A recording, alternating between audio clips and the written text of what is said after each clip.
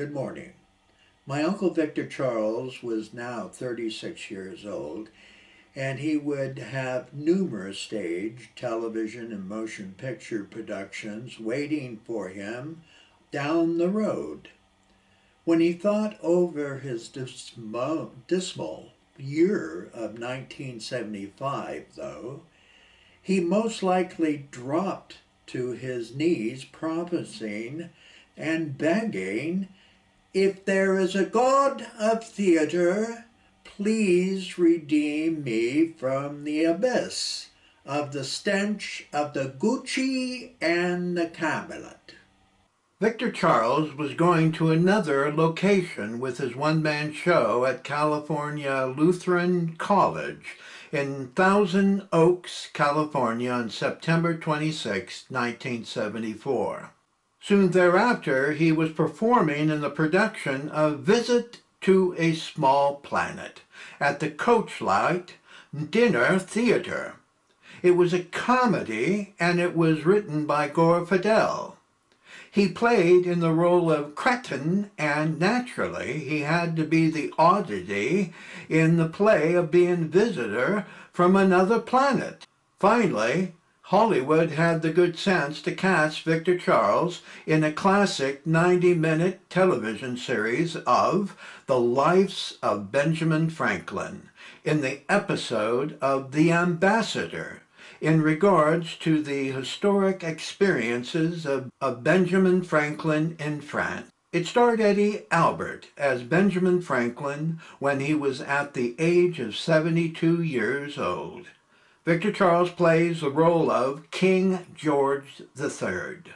Nearing the end of 1974, on November 22nd, Victor Charles was being interviewed by writer Maribel Levis, and these are a few of Victor Charles's words that he happily spoke about how people perceive those who are obese.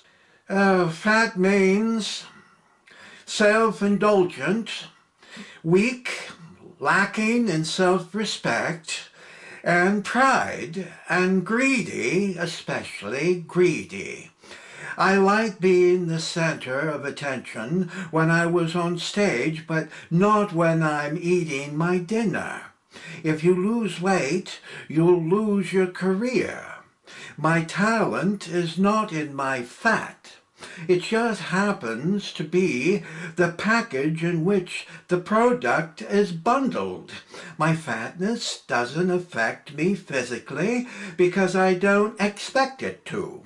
I used to worry about my health until I realized my grandmother lived 87 happy fat years. Doctors with their 5 gallons of amphetamines, it ruined my timing, which is crucial. Of course, I'm not advocating fat.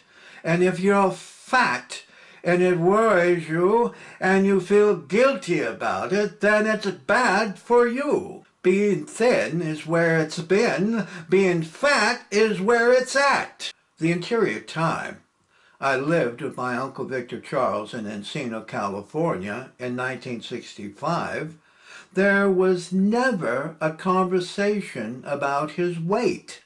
Not from him or my Grandma Mert, his brother David Francis, or my Uncle Tony. It was never an issue when being around him, because he was just my Uncle Victor Charles, who was quite tall but never fat to me. On November 28, 1974, our lovely daughter, Alexis, was born. We still were living at Utah Street in North Park near Balboa Park and the Old Globe Theater.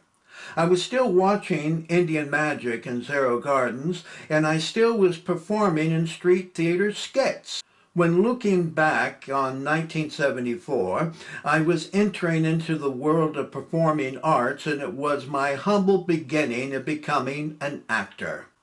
Soon, in 1975, I said my goodbyes to the members of Indian Magic, and I took my young family to Albuquerque, New Mexico. I never imagined Sam Woods' Indian Magic would eventually become the professional San Diego Repertory Theater in downtown San Diego. Looking back, if I had not left San Diego to New Mexico, I might have been part of their great theater success as well, but that is only a wishful maybe, but fate had other plans for me when I would eventually meet my mentor, Martin Garish. Victor Charles started off in 1975 by performing his one-man show, It Could Be Verse, at the University of Wisconsin. He soon was performing in the television program The Odd Couple in the episode of the rent strike, starring Tony Randall as Felix and Jacques Kledman as Oscar, and Victor Charles was playing in the role of Mr. Lovelace on January 26, 1975. On January 28, 1975, Victor Charles was performing in the television program The Lives of Benjamin Franklin, titled The Statesman, in the role of King George III. The executive producer was Louis Friedman. One day later, on January 29, 1975, Victor Charles was performing his one-man show, It Could Be Verse, at the Mabel Tainter Memorial with his poetry and prose. He also read from the Bible and introduced other classic authors from the past. This creative activity was a major success of allowing audiences to see and hear his good human nature instead of being a villain on television and in motion pictures. On February 7, 1975, Victor Charles was in the television program Con, starring John Arlen and Joe Cape. Later on, in July 31st, 1975, he was performing in the stage production of The Cooch Dancer starring Edie Adams, and it was written by John Kendley. Victor Charles played in the role of Sir John, who ate insects, snakes, and mice alive, giving you the idea that it was a corrupted circus carny that was completely bizarre. In a newspaper review, this one sentence describes it all. Cooch Dancer will never win a medal for theater, but its final curtain wins a deserved round of applause for its verisimilitude. I agree what theater critic Tom McEllish wrote in his stunning and stinging review of The Cooch Dancer. Not because I saw the production, which I never have, but I applaud his courage and honesty to write what he saw and heard. I, too, was a theater critic for 11 years, and if you ever want to be respected, you have to write it like it is, and not blow smoke and flatteries up to you know where to be loved. Unfortunately, for my Uncle Victor Charles, he once again chose a real stinker to be in, and following into his next production, Camelot, in Los Angeles, California, it would be his last performance in 1975. On September 4th, 1975, Victor Charles was performing in Camelot at the Dorothy Chandler Pavilion in Los Angeles, California, and starring Robert Goulet and Carol Lawrence. Critic-writer Dan Sullivan described the quality of the production in one small paragraph. As theater, forget it. Those who don't know Camelot, in any other version, you will have to take it on faith that this was once a musical for grown-ups. The attempt was to tell a romantic legend in a rueful modern way that would start you thinking about people in legends and people as they really are. It didn't quite work.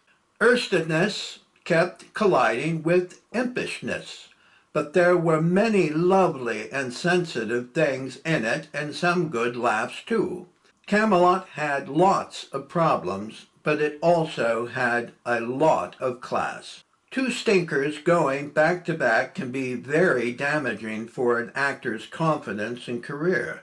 And my Uncle Victor Charles had to face that reality not once, but many times before. He most likely tossed the two faltering productions onto the bonfire, had a good chuckle, and probably said, "Oh, well, what will I act in tomorrow?"